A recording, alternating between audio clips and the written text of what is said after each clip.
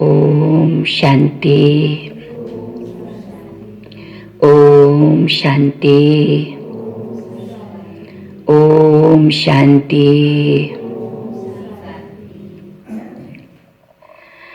आज बापदादाको अव्यक्त महावाक्य छ। बाबाले आज बच्चाहरूको अवस्थाको चार्ट हेरिरहनु भएको छ।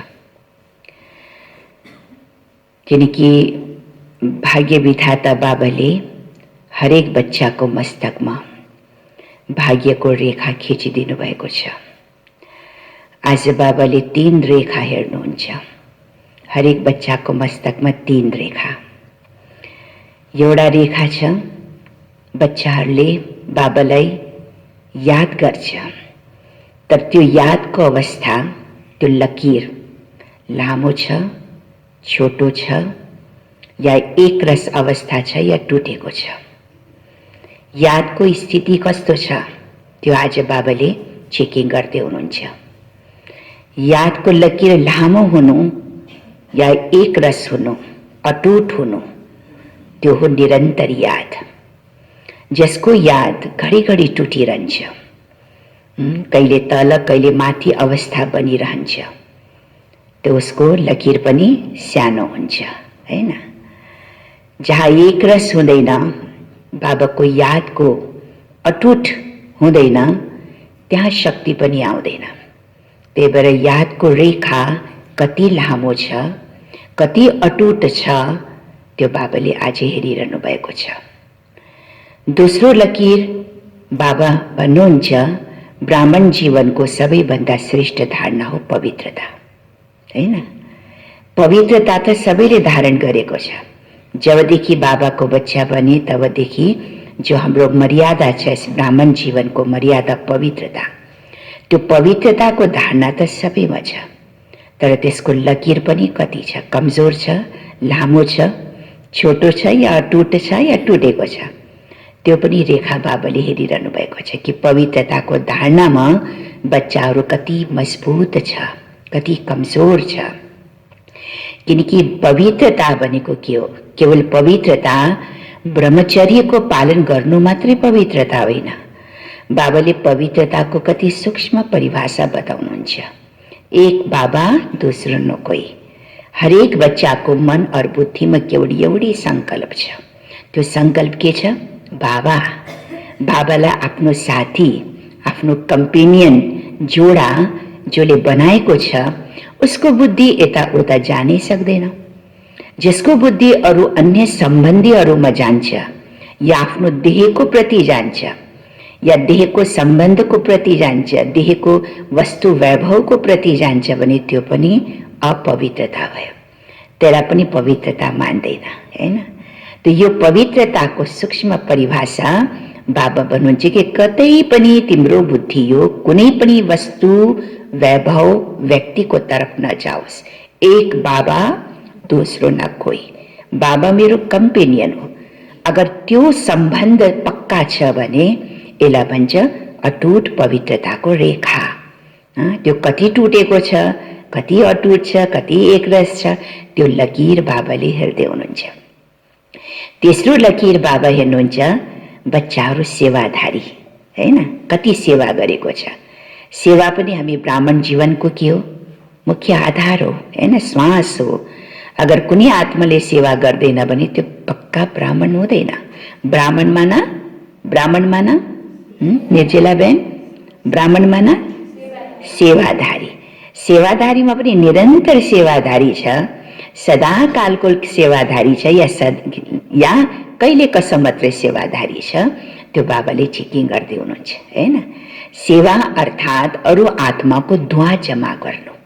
जति हामीले अनेक आत्माओं सेवा गर्छौं त्यति हामीले दुआएं लिन्छौं, और दुआएं जति खाता जमा हुन्छ त्यो दुआको खाताले पनि आत्मालाई ऊंचा स्थितिमा लैजान सक्छ। किनकि सबैभन्दा ठूलो सेवा हो आत्माहरूको सेवा गर्नु, आत्माहरूको कल्याण गर्नु र सबैसित दुआएं प्राप्त गर्नु। यो 3 रेखा आज बाबाले हरेकको मस्तकमा हेरिरहनु भएको छ, हैन? जसरी ज्योतिषीले लकीर हेर्छ नि, कसैले हातको लकीरद्वारा हाम्रो भविष्य बताउँछन्, कसैले यो निधारको लकीरद्वारा भविष्य बताउँछ, तिम्रो भविष्यमा के छ हैन, के तिमीलाई प्राप्त हुनेवाला छ, के तिमीलाई घाटा हुनेवाला छ। ज्योतिषीले पनि लकीरको रेखा देखेर हाम्रो भाग्यलाई बताउँछ।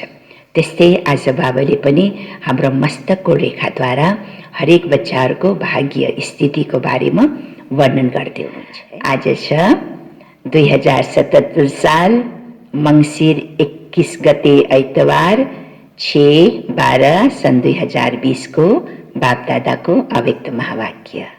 मूल्यको सार, याद, पवित्रता और सच्चे सेवाधारी की 3 रेखाएं। याद, पवित्रता और सच्चे सेवाधारी की 3 रेखाएं। ओम शांति। आज सर्व स्नेही विश्व सेवाधारी बाप अपने सदा सेवाधारी बच्चों से मिलने आए हैं। किससे मिलने आए? सदा के सेवाधारी बच्चों से मिलने आए। सेवाधारी बाप दादा को समान सेवाधारी बच्चे सदा प्रिय है। आज विशेष सर्व सेवाधारी बच्चों के मस्तक पर चमकती हुई विशेष 3 लकीरें देख रहे हैं। सेवाधारी को मस्तकमा विशेष आज बाबाले 3 रेखा देखिरहनु भएको छ। हर एक का मस्तक त्रिमूर्ति तिलक समान चमक रहा है। हामीले देख्छौं नि, काशीमा बनारसमा जो पण्डितहरू हुन्छ उले 3 रेखा लगाउँछ यसरी मस्तकमा। आज बाबाले पनि त्रिमूर्ति बाबाले पनि हरेक बच्चाको मस्तकमा त्रिमूर्ति रेखा, त्रिमूर्ति लकीर देखिरहनु भएको छ। यह 3 लकीरें किसकी निशानी है? इन 3 प्रकार के तिलक द्वारा हर एक बच्चे के वर्तमान रिजल्ट को देख रहे हैं। 3 लकीर द्वारा बच्चाहरूको अहिलेको अवस्था, अहिलेको वर्तमान स्थिति कस्तो छ त्यो बाबाले हेरिरहनु भएको छ। एक है संपूर्ण योगी जीवन की लकीर। पहिला लकीर के हो? संपूर्ण योगी जीवन की लकीर। अगाडि के छ? संपूर्ण योगी जीवन की लकीर। दूसरी है पवित्रता की रेखा व लकीर। तीसरी है सच्चे सेवाधारी की लकीर। 3टा लकीर हरेकको मस्तकमा बाबाले हेरिरहनु भएको छ। संपूर्ण योगी जीवनको लकीर, पवित्रताको रेखाको लकीर र सच्चा सेवाधारी को लकीर। तीनों रेखाओं में हर बच्चे की रिजल्ट को देख रहे हैं। याद की लकीर सभी की चमक रही है, लेकिन तर नंबरवार। सबैको मस्तकमा यादको लकीर त छ, चम्किरहेको छ, तर फेरि पनि नंबरवार। किसी की लकीर व रेखा आदि से अब तक अव्यभिचारी अर्थात सदा एक की लगन में मगन रहने वाली है। कुनै कुनै बच्चाहरूको जो यादको लकीर छ त्यो छ अव्यभिचारी याद। अव्यभिचारी याद भनेको एक बाबा दोस्रो न कोई, हैन। अव्यभिचारी को लकीर लगनमा मगन रहने वाली है। दूसरी बात, पहिला कुरा के सुनाए? याद को लकीरमा अव्यभिचारी याद, एक बाबा दूसरा न कोई। दूसरी बात, सदा अटूट रही है। रेखा टूटेको त छैन, अटूट छ, सीधा रेखा एकदम एक लाइनमा छ, माना बाबाको याद अटूट छ। सदा सीधी लकीर अर्थात डायरेक्ट बाबा से सर्व संबंध की लगन सदा से रही है। सदा भनेको सदैव, सदा से रही है। वा किसी निमित्त आत्माओं के द्वारा बाबा से संबंध जोड़ने के अनुभवी है। के कुरा सुनानु भयो बाबाले? हाँ, कुनै निमित्त आत्मा द्वारा त्यो रेखा खिचेको छ, बाबासँग सम्बन्ध जोड्नेवाला छ। घडिघडी निमित आत्माले याद दिलाउँदै, घडिघडी निमित आत्माले पुश गर्दै, तब बल्ल मेरो याद अटुट छ। या सुरुदेखि नै लिएर बाबासित एक लगन, एक बाबासँग लगन, एक रस स्थितिको मेरो याद छ। अरूले जोडान पर्दैन, मेरो डाइरेक्ट सम्बन्धको सँग बाबासँग।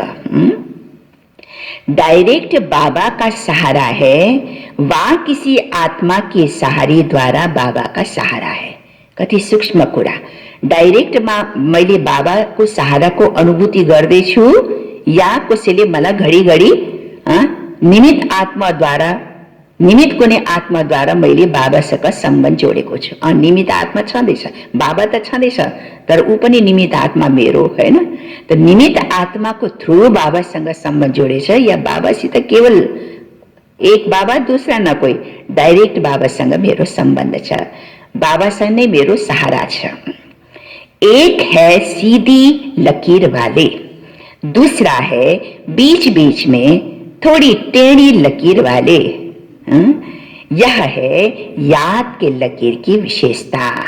रेखा तो रेखा हो, लकीर तो लकीर है ना? चाहे सीधा लकीर, चाहे टेढ़ा मेढ़ा लकीर।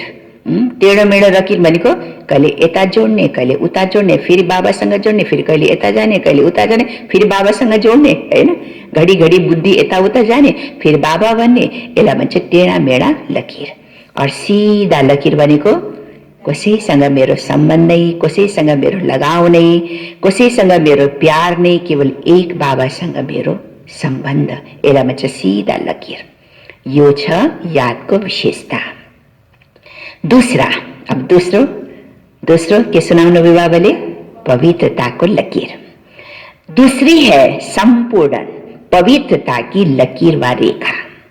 इसमें भी नंबरवार है।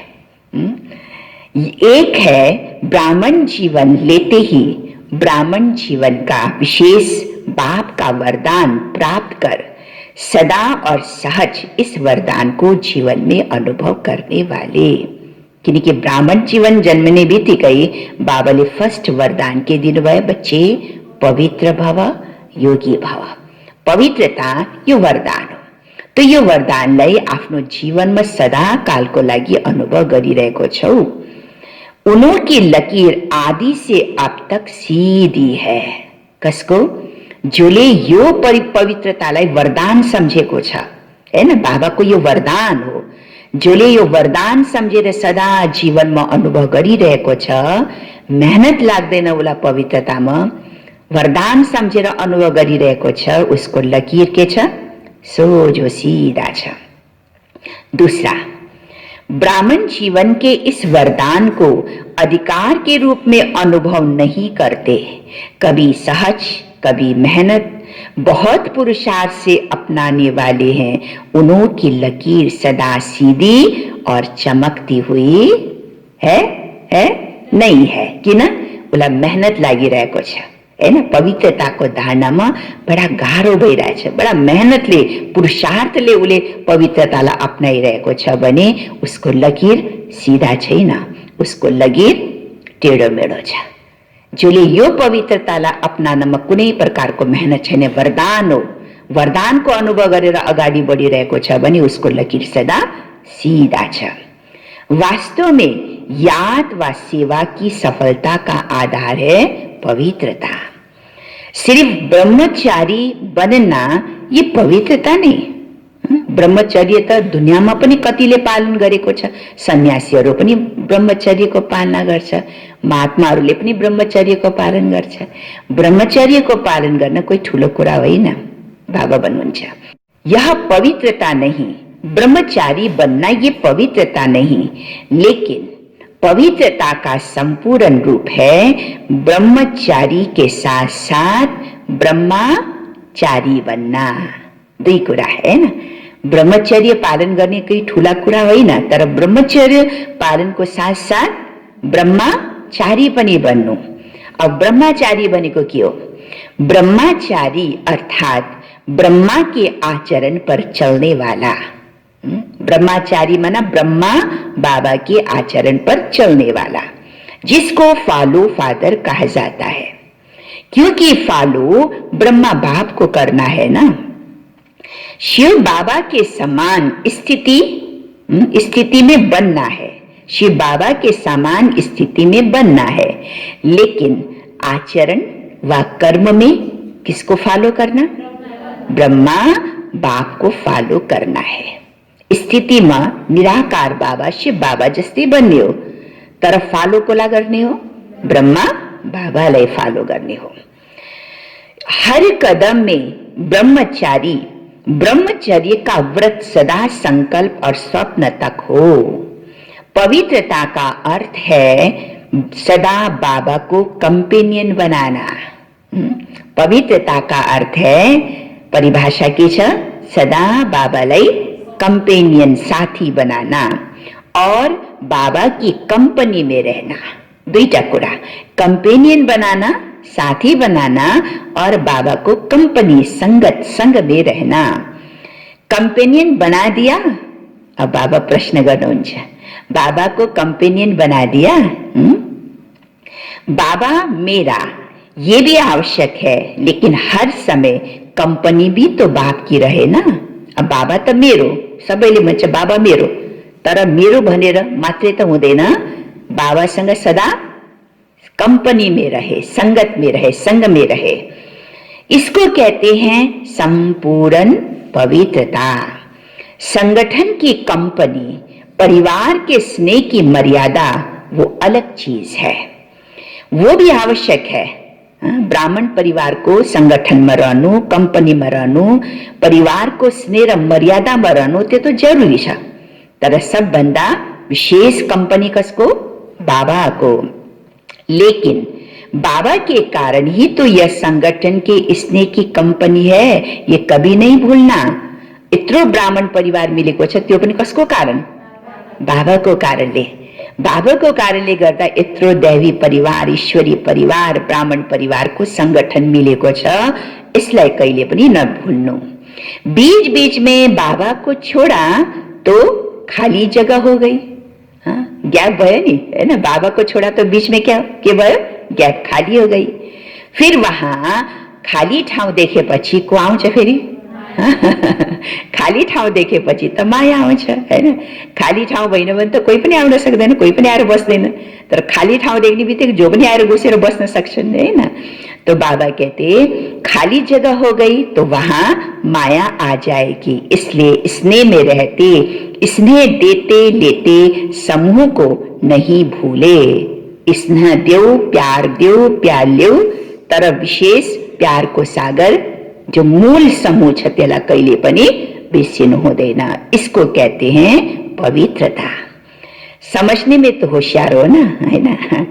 कई बच्चों को अब अजय बाबाले पवित्रता को परिभाषा बताउँदै हुनुहुन्छ। कई बच्चों को संपूर्ण पवित्रता की स्थिति में आगे बढ़ने में मेहनत लगती है, इसीलिए बीच बीच में कोई को कंपेनियन बनाने का भी संकल्प आता है ना। पवित्रता में मेहनत गाह्रो लाग्छ, त्यही भएर बाबालाई बिर्सिन्छ र अरू कोही साथी खोज्छन्, कंपनी खोज्न थाल्छन्, हैन। और कंपनी भी आवश्यक है, ये भी संकल्प आता है। सन्यासी तो नहीं बनना है ना, लेकिन आत्माओं की कंपनी में रहते बाबा की कंपनी को कभी भी भूल नहीं जाओ, नहीं तो समय पर उस आत्मा की कंपनी याद आएगी और बाबा की कंपनी भूल जाएगी। बाबा को कंपनी लाई बिर्सेर अरू देहधारीलाई कंपनी बनाना संकल्प आउँछ, त्यो पनि जरुरी छ। त्यो पनि जरुरी छ संगठनमा रहनु। संगठनदेखि अलग रहनु त भन्नुहुन्न बाबाले, संगठनमा पनि रहनु छ, सबैसित स्नेह पनि दिनु छ, स्नेह पनि लिनु छ, तर बीचमा को छ? बाबा। बाबाको कंपनीलाई कहिले पनि बिर्सिनु हुँदैन र समय प्रति समय फेरि अगर अरूको कंपनी मैले धेरै गर्छु, अरूको कंपनीमा म पनि मलाई धेरै लगाउ छ भने समय प्रति समय बाबा याद आनुको बजाय को याद आउँछ फेरि? त्यही देहधारी कंपनी याद आउँछ। बाबा भूल जाएगा और समय पर धोखा मिलना संभव है, क्योंकि साकार शरीरधारी के सहारे की आदत होगी तो अव्यक्त बाप दादा और निराकार बाबा पीछे याद आएगा। पहले कौन याद आएगा?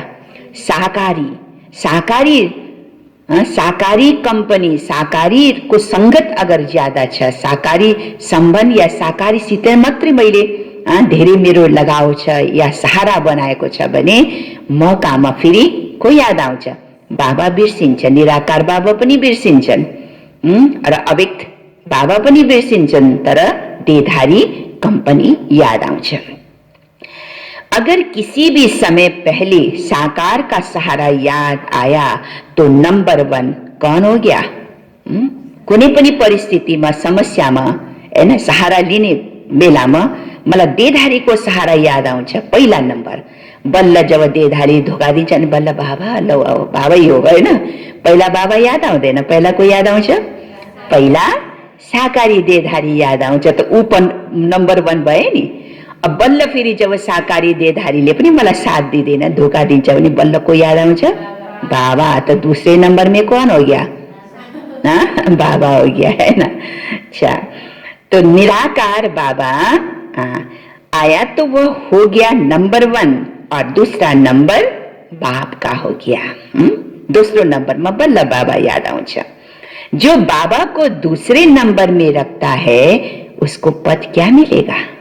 क्या मिलेगा? नंबर भी, पद भी कौन सा मिलेगा?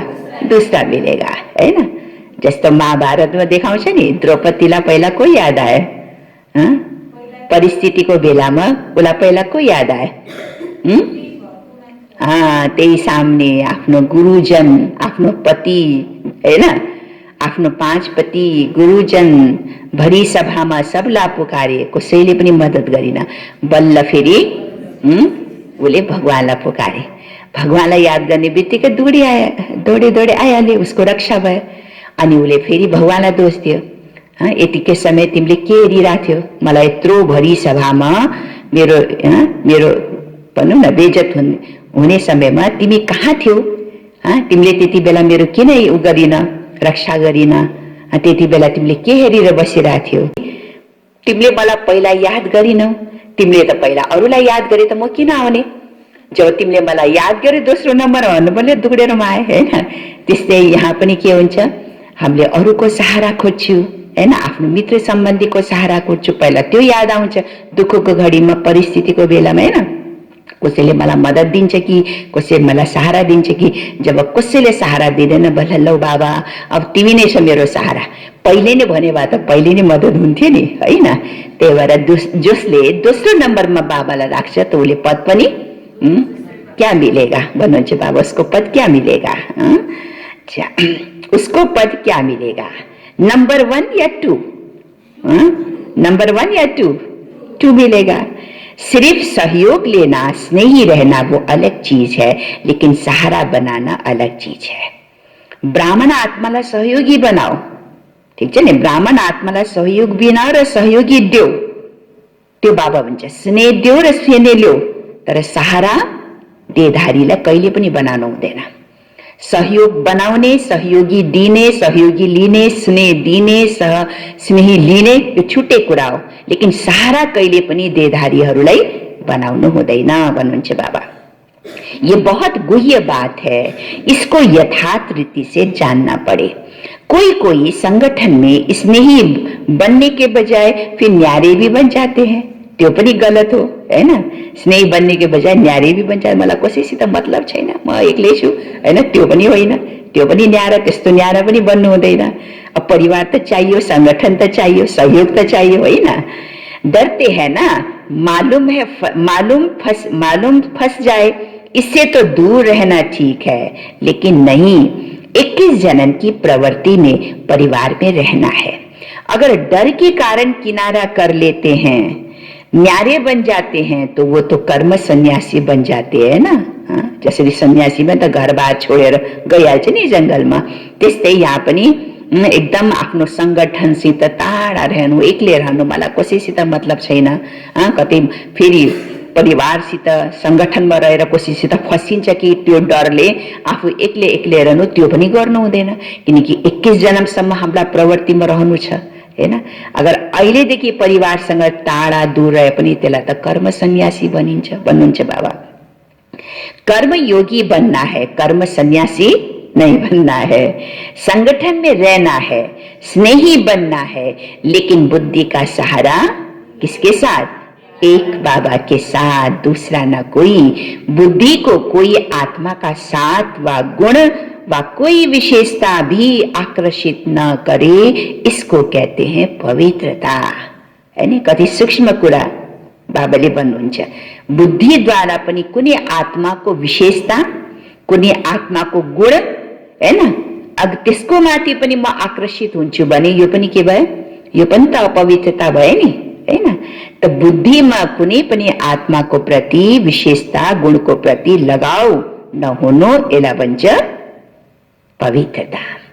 पवित्रता में मेहनत लगती है। इससे सिद्ध होता है कि वरदाता बाबा से जन्म का वरदान नहीं लिया है। वरदान में तो मेहनत नहीं होता है ना। हर ब्राह्मण आत्मा को ब्राह्मण जन्म का पहला वरदान क्या है? पवित्र भव और योगी भव। यो जन्म सिद्ध अधिकार हो, वरदान हो। तो अपने से पूछो पवित्रता के वरदानी हो या मेहनत से पवित्रता को अपनाने वाले हो? क्या हो? है ना?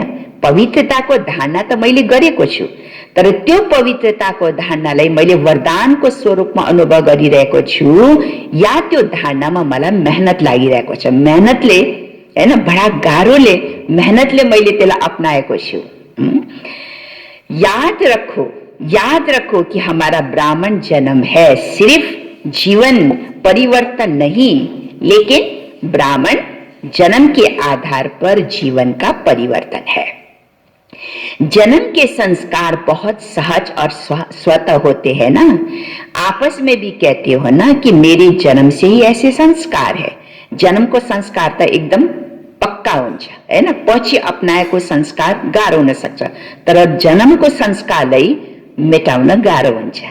त ब्राह्मण जन्म हो, बाबा चाहिँ केवल मैले मर्यादा मात्रै अपनाएको, तर मेरो ब्राह्मण जन्म हो। जन्म हुनाले जन्ममा त अटोमेटिक त्यो संस्कार हुन पर्छ। के को संस्कार? पवित्रता को संस्कार। कहते हो ना कि मेरे जन्म से ही संस्कार है। तो ब्राह्मण जन्म का संस्कार क्या है? योगी भव और पवित्र भव। वरदान भी है, निजी संस्कार भी है ना? तो गाह्रो किन? वरदान हो र साथ में ब्राह्मण जीवन को यो संस्कार हो, तो मुश्किल किन?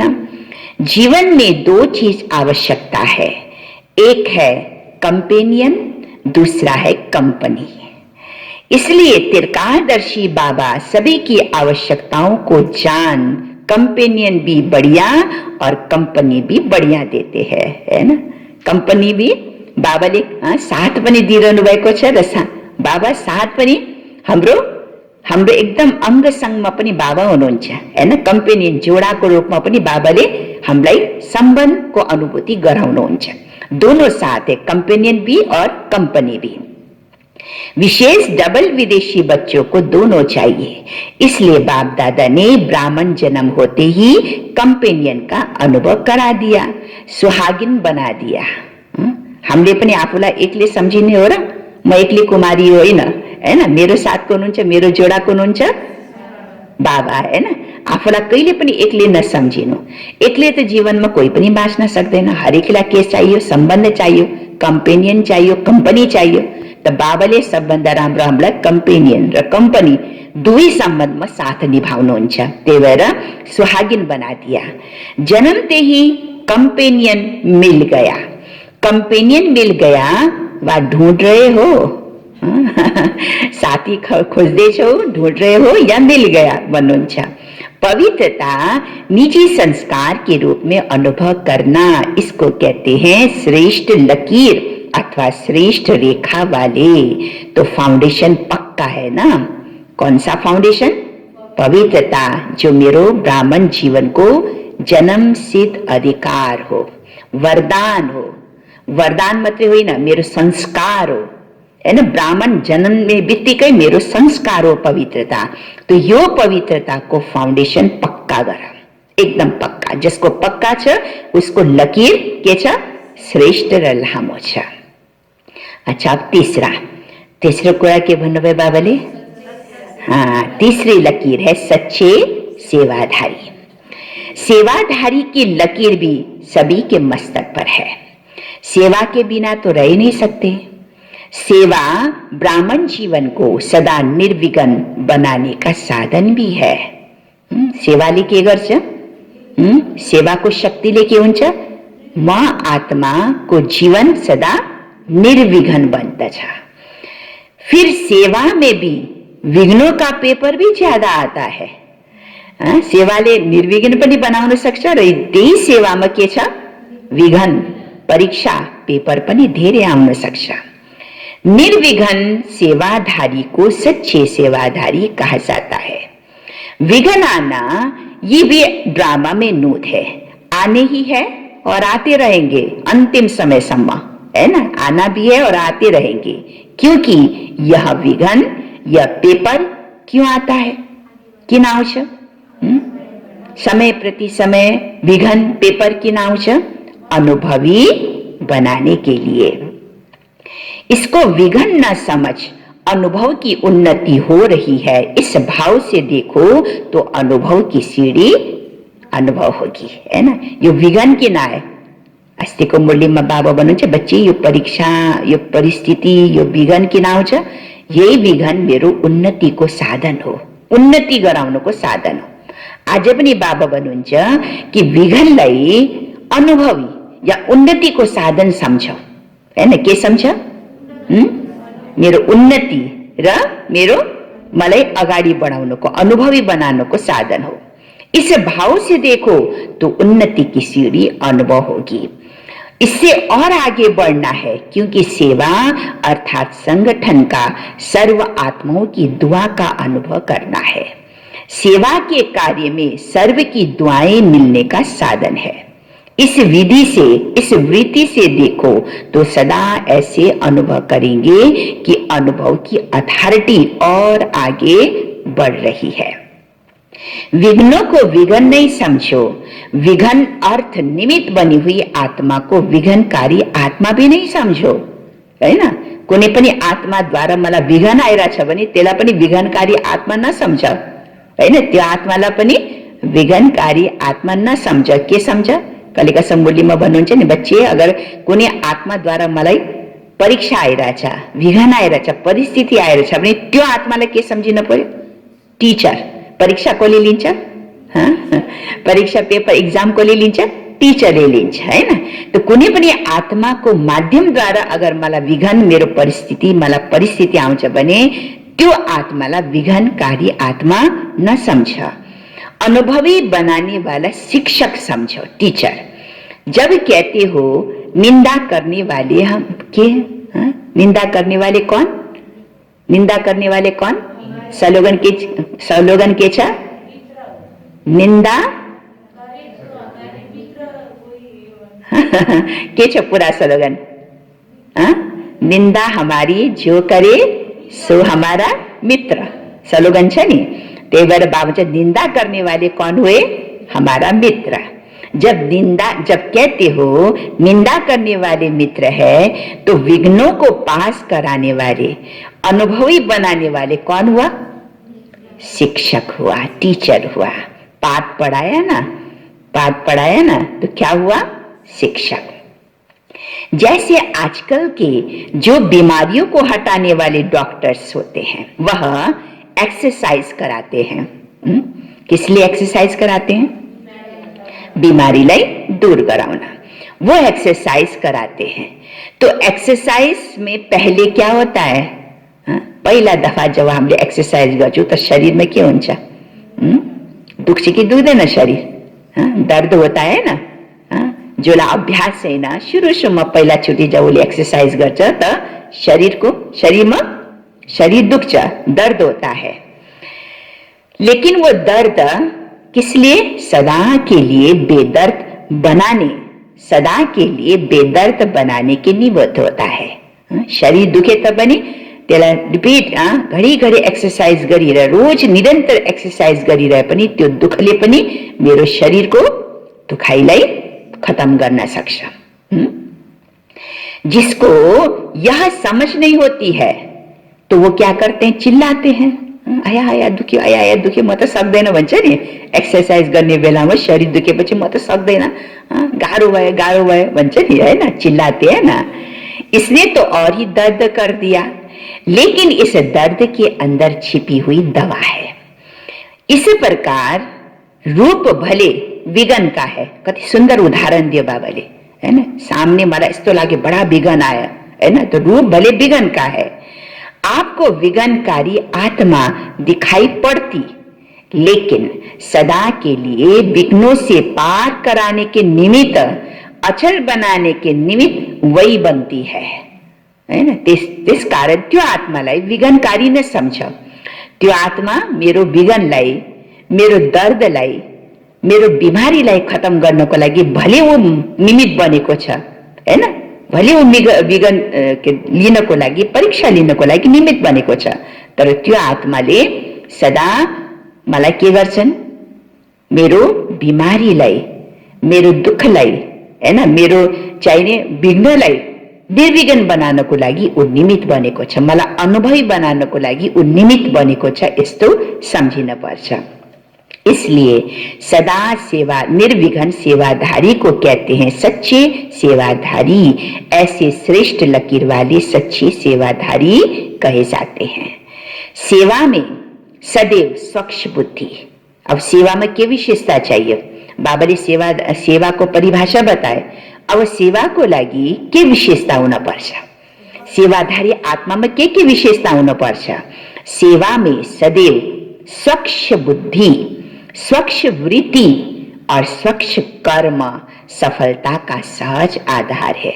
सेवा त मैले गरिरहेको छु नि, तर त्यो सेवामा स्वच्छता छ, त्यो सेवामा मेरो वृत्ति स्वच्छ छ, कोही स्वार्थ त छैन, स्वच्छ वृत्ति छ।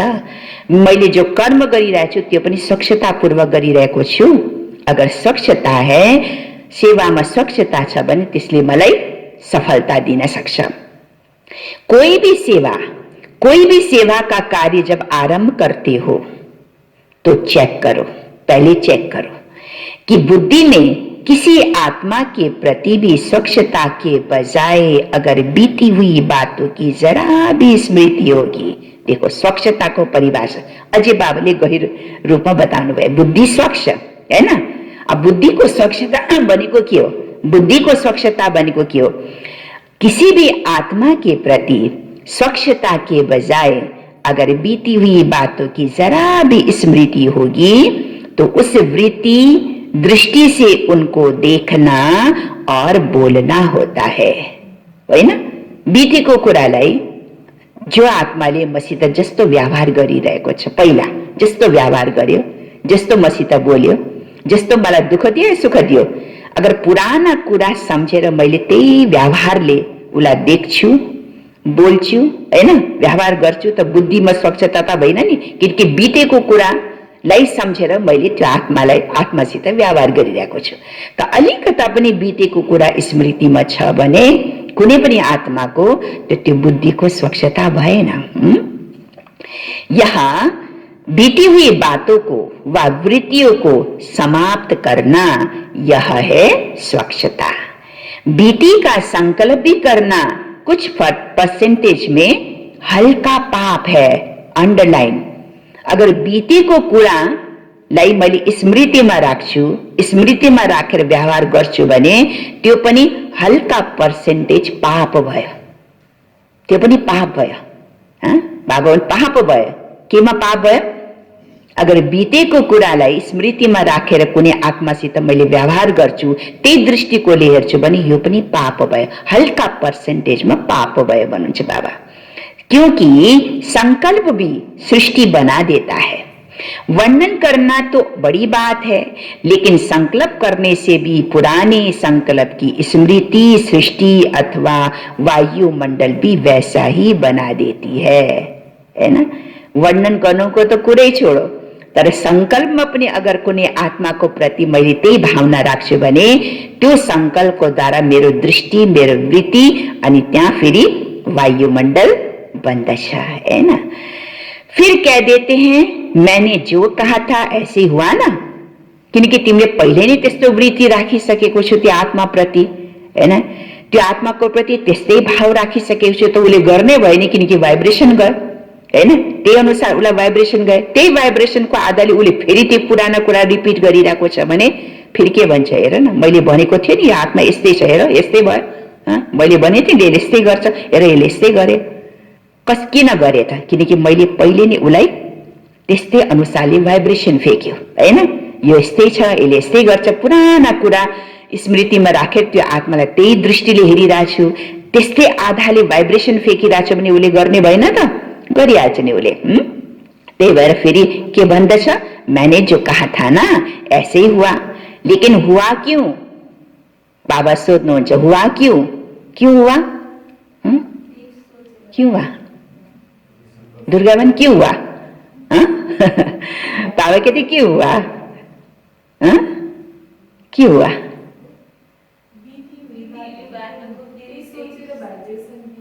हाँ, आपके कमजोर व्यर्थ संकल्प ने, व्यर्थ वायुमंडल ने वैसे ही सृष्टि बना दी। मैले जस्तो संकल्प गर्यो, जस्तो मैले भाइब्रेसन दियो हैन त्यो आत्मालाई, जस्तो मैले वायुमंडल दियो त्यो आधाले उसले त्यस्तै गर्यो, तो ऐसी सृष्टि बना दी ना। इसलिए सच्चा सेवाधारी क्या करते हैं? सच्चा सेवाधारी क्या करेंगे? सच्चा सेवाधारी अर्थात पुराने वाइब्रेशन को भी समाप्त करने वाले। सच्चा सेवाधारी को परिभाषा विशेषता के पुराना कुनै पनि बितेको कुरा हैन, पुराना कुराहरूलाई सब त्यो पुराना वाइब्रेशनलाई पनि खत्म करने वाला। संकल्प, संकल्प को क्या करता है? समाप्त कर सकता है। संकल्प संकल्प को समाप्त कर सकता है। अगर आपका पावरफुल संकल्प है, शक्तिशाली संकल्प है, ये हो नहीं सकते ना, ये हुँदैन हैन, ऐसे पावरफुल संकल्प है, तो समर्थ संकल्प व्यर्थ को जरूर खत्म कर देगा। किनकि संकल्पमा यति ताकत छ, यति पावर छ संकल्पमा। जस्तो मैले संकल्प गर्छु त्यो आधाले हुन्छ, त्यो आधाले भाइब्रेसन वायुमण्डल पुग्छ। त्यही भएर संकल्पले संकल्पलाई खत्म गर्न सक्छ। कुन संकल्पले? श्रेष्ठ संकल्पले, समर्थ संकल्पले नकारात्मक या व्यर्थ संकल्पलाई खत्म गर्न सक्छ हैन। यो सच्चा सेवा। अगर आपका पावरफुल शक्तिशाली संकल्प है तो समर्थ संकल्प व्यर्थ को खत्म जरूर करेगा। समझा? समझा? सेवा में पहले स्वच्छता अर्थात पवित्रता की शक्ति चाहिए। यह 3 लकीरें आज बाप दादा चमकती हुई रेखा देख रहे हैं। सेवा की विशेषता की और अनेक बातें सुनी भी है। सब बातों का सार क्या हुआ? सब बातों का सार क्या? अझै कति विशेषता छ बाबा भन्नुहुन्छ, अझै कति विशेषता मैले सुनाए, तर सबै कुराको सार के छ? सबै कुराको सार के छ?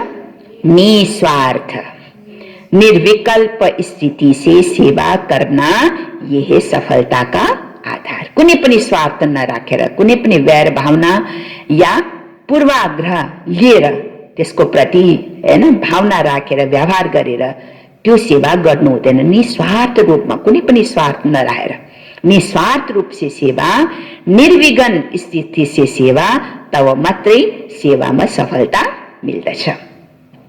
इसी सेवा में ही स्वयं भी संतुष्ट और हर्षित रहते, दूसरे भी संतुष्ट रहते। सेवा के बिना संगठन नहीं होता। सेवा के बिना संगठन नहीं होता। संगठन में भिन्न भिन्न बातें, भिन्न भिन्न विचार और भिन्न भिन्न तरीके, साधन, ये तो होना ही है ना। अब यत्रो संगठन छ भने हरेक संगठनमा हरेक आत्माको त एउटै विचार त हुँदैन नि, एउटै संस्कार त हुँदैन नि हैन। सबको फरक फरक विचार हुन्छ, फरक फरक कुराहरू हुन्छ हैन, फरक फरक आफ्नो आफ्नो गर्ने तरिका पनि आफ्नो आफ्नो अलग अलग हुन्छ संगठनमा। त्यही भएर बाबा भन्नुहुन्छ कि संगठन में भिन्न भिन्न बातें, भिन्न भिन्न विचार, भिन्न भिन्न तरिका, आफ्नो गर्ने शैली पनि सबैको के हुन्छ? तरिका फरक। साधन ये तो होना ही है, लेकिन बातें आते भी, भिन्न भिन्न साधन सुनते हुए भी, स्वयं सदा अनेकों को एक बाबा की याद में मिलाने वाले एक रस स्थिति वाले रहो। पनि के होना पर्छ?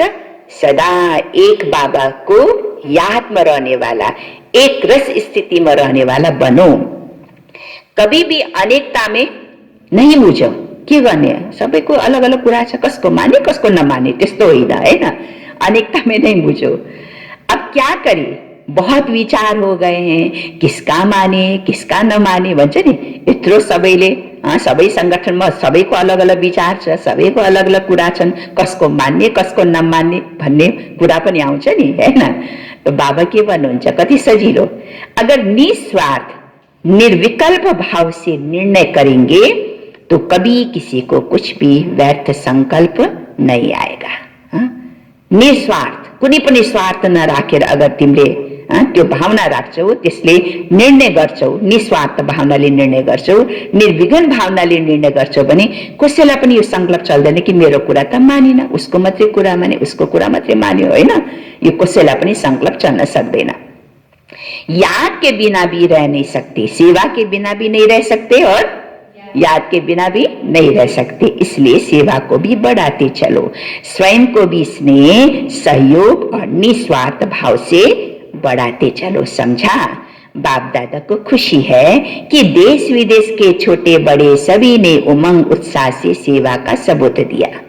विदेश की सेवा का भी सफलतापूर्वक कार्य संपन्न हुआ और देश में भी सभी के सहयोग से सर्व कार्य संपन्न हुआ, सफल हुए। बाप दादा बच्चों के सेवा की लगन को देखकर हर्षित होते हैं। सभी का लक्ष्य क्या है? सभी का लक्ष्य बाप को प्रत्यक्ष करने का अच्छा रहा और बाप के स्नेह ने मेहनत को मोहब्बत में बदल कार्य का प्रत्यक्ष फल दिखाया। सभी बच्चे विशेष सेवा के निमित्त आए हुए हैं। बाप दादा भी वाह बच्चे वाह के गीत गाते हैं। सबैले मेहनत गरे हैन, सबैले सेवामा मेहनत गरे। सभी ने बहुत अच्छा किया, किसी ने किया किसी ने नहीं किया ये भी नहीं हैन। अस्तिको मूल्यमा पनि बाबा भन्नुहुन्छ कसैले सब्जी काट्नेको सेवा, कसैले सफाईको सेवा, कसैले भाँडा माझ्नेको सेवा, सबैले सेवामा हात बटाए। हरेकको सेवाले नै सफलता भयो है कार्यमा। किसी ने किया किसी ने नहीं किया ऐसा नहीं, चाहे छोटा स्थान है व बड़ा स्थान है, लेकिन छोटे स्थान वालों ने भी कोई कम नहीं किया। इसलिए सर्वश्रेष्ठ भावनाओं और श्रेष्ठ कामनाओं से कार्य अच्छे रहे और सदा अच्छे रहेंगे। समय भी खूब लगाया, संकल्प भी खूब लगाया, प्लान बनाया तो संकल्प किया, शरीर की शक्ति भी लगाई, सेवा में शरीर की शक्ति भी लगाई, धन की शक्ति भी लगाई और संगठन की शक्ति भी लगाई। तब तो सेवा में सफलता मिल्छ। तन मन धन सबैको संगठन, तन मन धन पनि और जन पनि, चारै चीज है ना, तन से मन से धन से और जन से संगठन, त्यसको आधार में सफलता मिल्छ।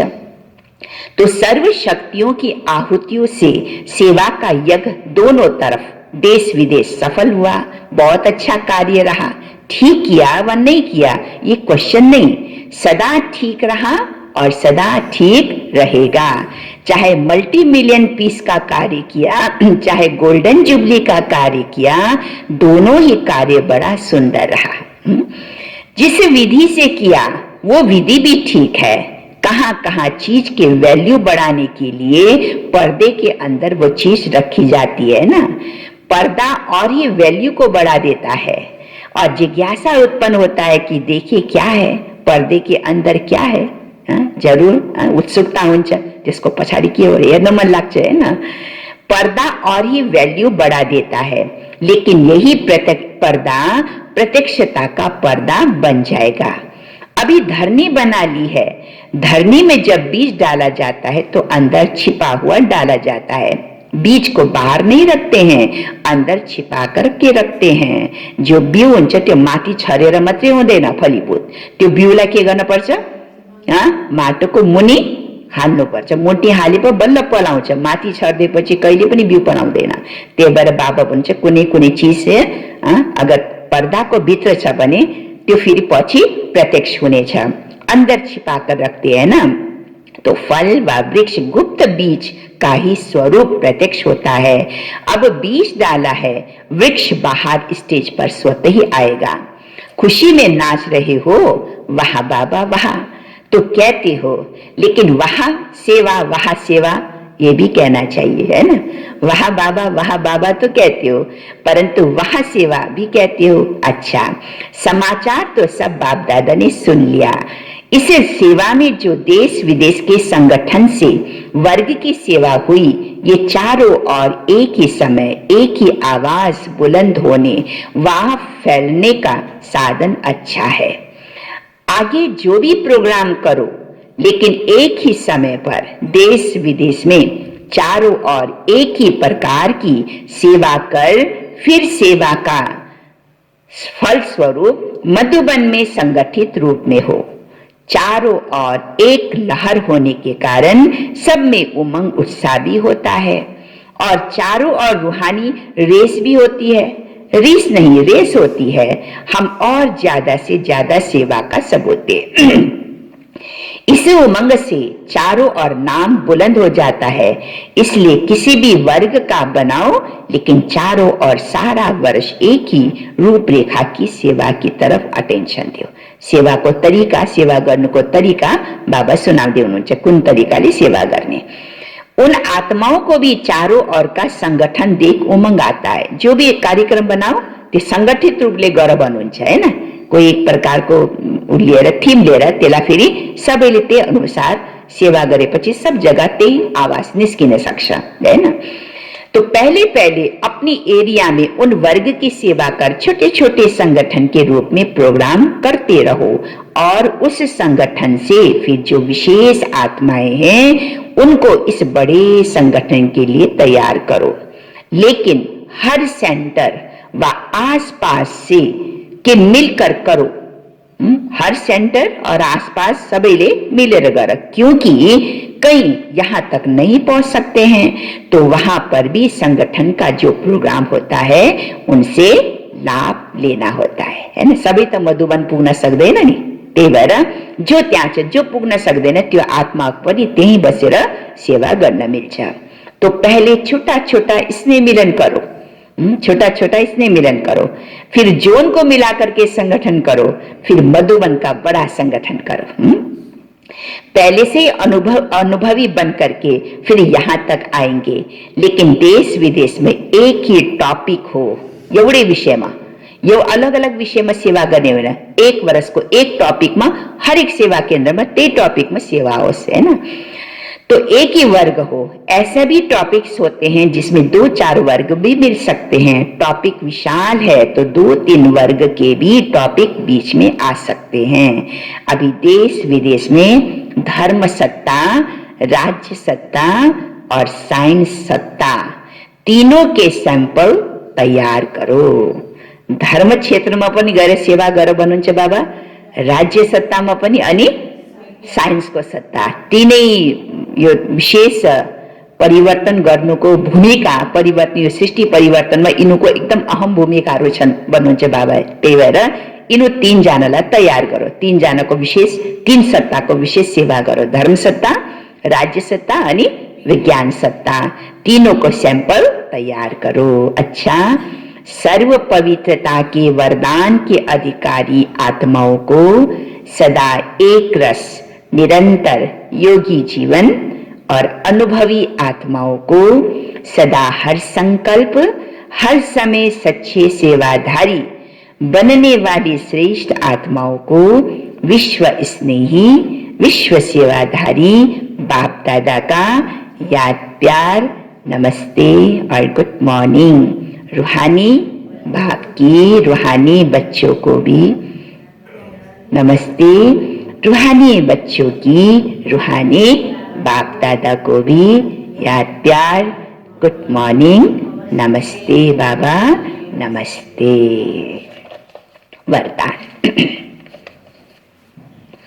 आज को वरदान छ कंबाइंड स्वरूप की स्मृति द्वारा, कंबाइंड स्वरूप की स्मृति द्वारा अभूल बनने वाले निरंतर योगी भव। अभूल बनने वाले निरंतर योगी भव। विस्तार छ, जो बच्चे स्वयं को बाप के साथ कंबाइन अनुभव करते हैं, आज बाबाले मुरलीमा भने नि सदा कंपेनियन र कंपनी बाबा को रहूं। जो बच्चे स्वयं को बाबा के साथ कंबाइन अनुभव करते हैं, उन्हें निरंतर योगी भव का वरदान स्वतः मिल जाता है। उन्हें योगी भव का वरदान स्वतः मिल जाता है, क्योंकि वो जहां भी रहते हैं, क्योंकि वो जहां भी रहते हैं मिलन मेला होता रहता है, मिलन मेला होता रहता है। उन्हें कोई कितना भी भुलाने की कोशिश करे, उन्हें कोई कितना भी भुलाने की कोशिश करे, लेकिन वे अभूल होते हैं, लेकिन वे अभूल होते हैं। उसले बाबालाई कहिले भुल्न सक्दैन, चाहे लाखों कसैले कोशिश किन नगरोस्, है ना, सदा कंबाइंड छ। ऐसे अभूल बच्चे, ऐसे अभूल बच्चे जो बाबा के अति प्यारे हैं, ऐसे अभूल बच्चे जो बाबा को अति प्यारे हैं, वही निरंतर योगी है, वही निरंतर योगी है। क्योंकि प्यार की निशानी है, कोलाई मैले धेरै माया गर्छु, धेरै प्यार गर्छु भने त्यसको निशानी के हो? आफ्नै जीवनमा लागू गरौ। कसलाई मैले एकदम धेरै माया गर्छु, धेरै प्यार गर्छु भने के हुन्छ? हेर्नै मन लाग्छ उसलाई। क्योंकि प्यार की निशानी है स्वतः याद। दिलाउनु पर्दैन, गर्नु पर्दैन, तर घडी घडी याद आइरहन्छ, स्वतः याद। उनके संकल्प रूपी नाखून को भी माया हिला नहीं सकती। उंगली त के, तर संकल्प रूपी नाखूनलाई पनि मायाले हल्लाउन सक्दैन। संकल्प रूपी नाखून को भी माया हिला नहीं सकती। कौन से बच्चे? जो सदा बाबा के साथ कंबाइंड है, सदा अभूल है, जोले बाबालाई कहिले पनि भुल्न सक्दैन। स्लोगन, कारण सुनाने के बजाय उसका निवारण करो। कारण सुनाने के बजाय उसका निवारण करो तो दुआओं के अधिकारी बन जाएंगे, तो दुआओं के अधिकारी बन जाएंगे। आजको मुरलीको सार के थियो?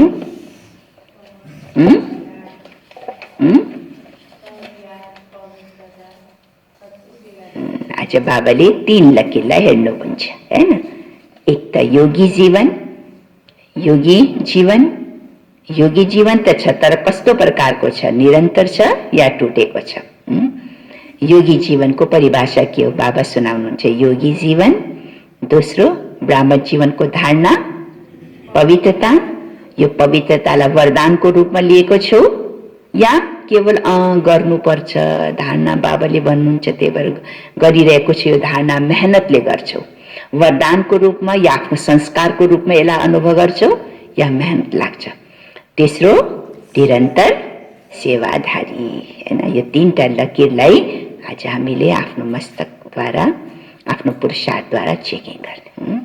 ओम शान्ति।